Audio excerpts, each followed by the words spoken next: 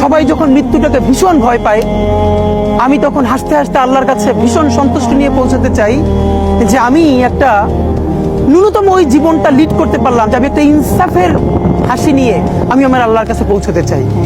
সুতরাং আগামী 50 বছর বাঁচলাম, কোনো ইম্প্যাক্ট তৈরি হলো না আমারে দিয়ে, দেশের জন্য, রাষ্ট্রের জন্য, উম্মার জন্য, জাতির জন্য। কিন্তু আমি ধরেন 5 বছর বাঁচলাম, সেটার মধ্য দিয়ে যদি আগামী 50 বছরের ইম্প্যাক্ট তৈরি হয়, তাহলে অনেকদিন বেঁচে থাকায় কি সাফল্যের বলেন?